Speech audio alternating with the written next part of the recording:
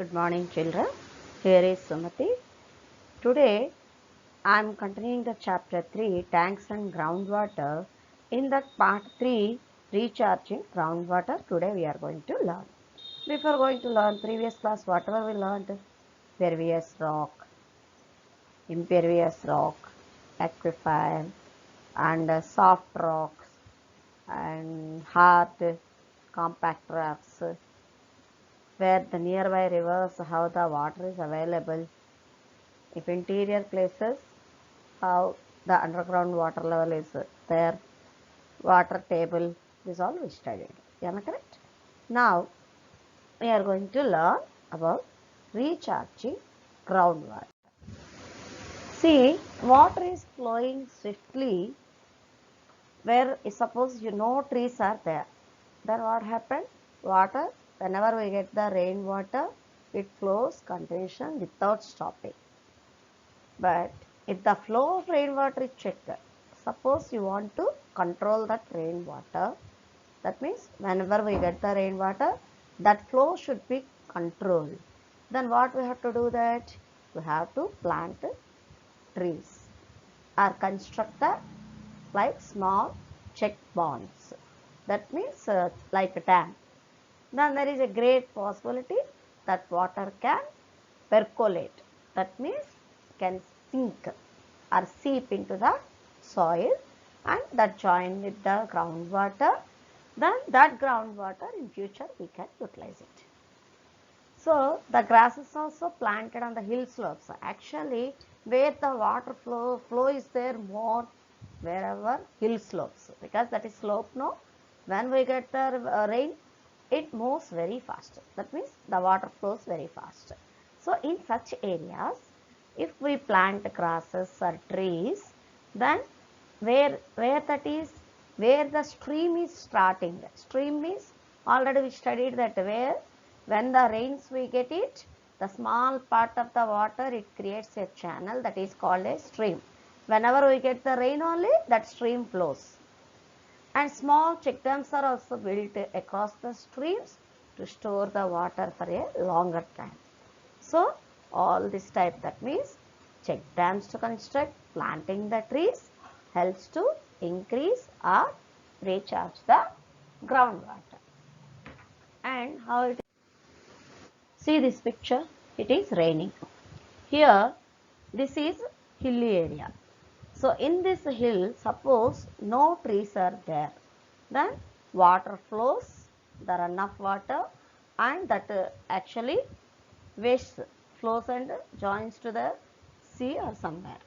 But here, if the trees are planted, the trees bind the soil and that soil absorbs the water. You see that the roots, water uptake, the roots also taking the water, and some water, because of the trees and roots of the soil, it absorbs or sinks into the ground.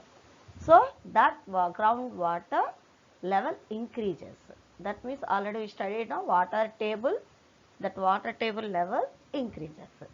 So because of that reason, if the trees or grasses are planted, it makes the underground water to increase.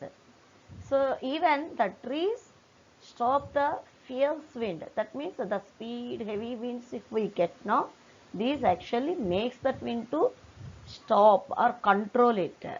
And you see that maximum water increased and some part of the water it is moving run off. Of course the total water it can't sink. That means percolate, but some water it is wasting. But if we plant the trees, we can save the water. So that is the main, this picture you could understand, I think so. Now we will continue that. The amount of water, whatever it is percolating, here you can see that most of that our state we are extracting more than that whatever the water we are getting.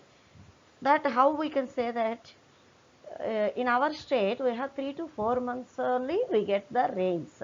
At that time only that water may sink or percolate into the soil. And but after rest of months, that is 8 to 9 months, we have to depend upon that underground water only. And even rivers, wells and ponds are there now. This all gets the water from this groundwater only. That is the main source, groundwater only main source. But from many years onwards, what is happening that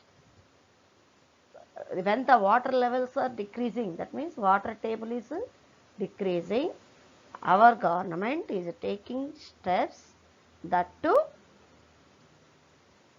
plant the trees or grasses or the constructing the check dams. Then great efforts are making to harvest rainwater. So such efforts wherever they are taking, mostly for stream or a river to protect it or to preserve the water, it is called watershed development project. That is actually this we know that at our home we have water pits, water harvesting pits, each and every house we have. That is to uh, preserve the rainwater. Whatever the rainwater we get it, rain harvest pits are there, that water goes to that pit and that again seeps into the soil or percolates. Again that we will get it from our bore because it is providing underground water. Already you know that. Okay. Quality of groundwater. What is the quality? How it is there? You know that sometimes the water is salty, sometimes it's sweet, some of the areas actually.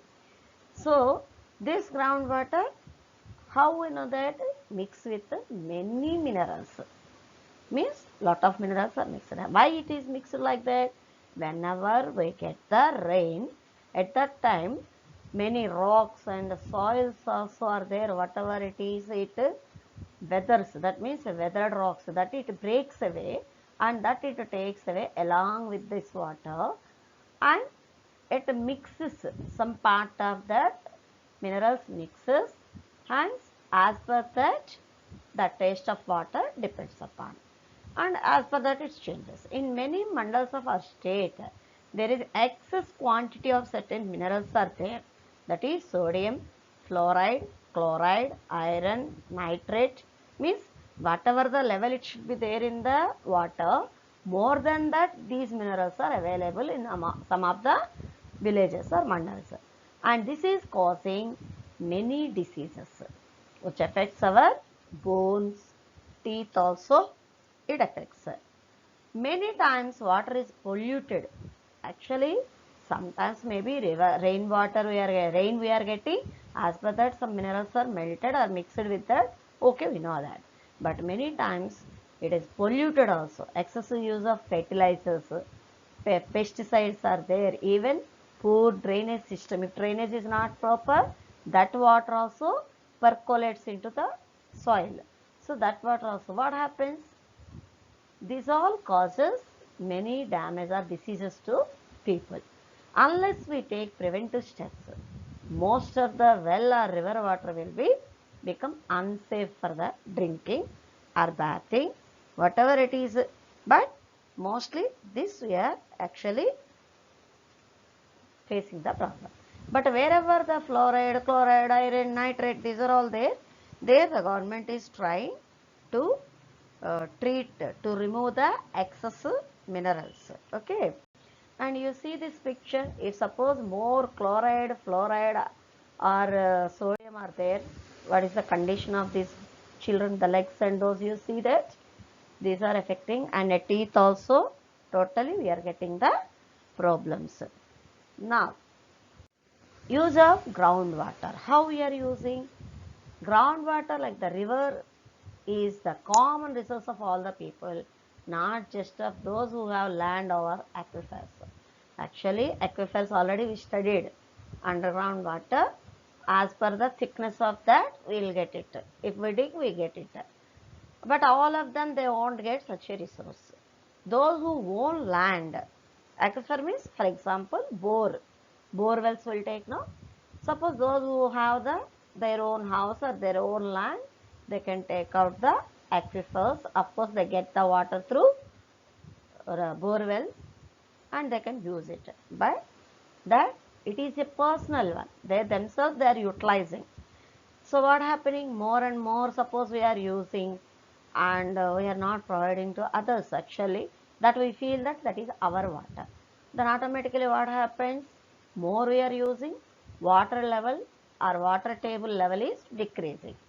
So we have to remember that even water is essential for all others, even for neighboring people also, it's totally necessary. So, but here what we are doing? We are digging up deeper and deeper. So automatically water level is decreasing. You know that last year we faced so much problem in our area, school area. Even all the houses they have dug totally deep and deep to get the underground water because the water level decreased. Unless we use the groundwater as a common resource, actually the groundwater is a common resource. That means each and everyone, it belongs to all of them. So we have to ensure that everyone should get the benefit to use the water. So we should also develop ways of using and conserving the water. Conservation of water, so many we have studied that, save water, save people, like these quotations. That is not only quotations to say that, even we have to follow. Otherwise future generations, maybe at present you are getting the water, but in future your children, your grandchildren, your great grandchildren should get it. They should not feel it, our grandfathers or the grandparents, they have wasted this water totally. At present we are facing the problem. Of course now we have faced that world wars 1 and 2, and now it is going on, maybe the bio war. In future we may get the problems or wars because of the water. For the water also the wars may take place in between the countries, I think so. So we are the responsible. Because of that reason we have to protect the water.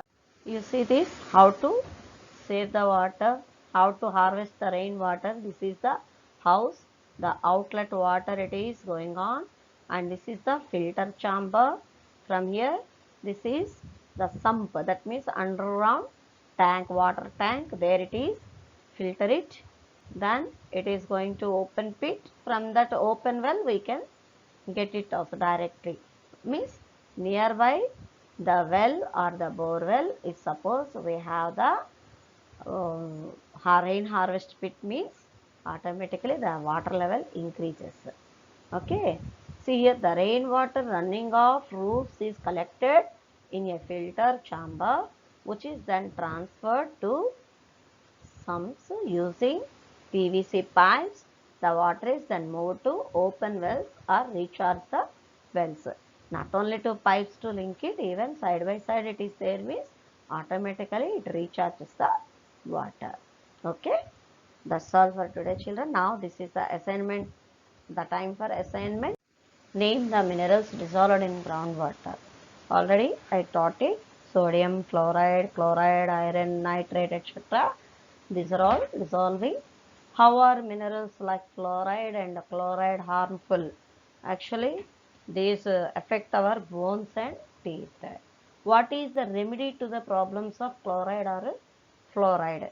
Remedy means we have to remove the excessive minerals. That's all for today children. Bye.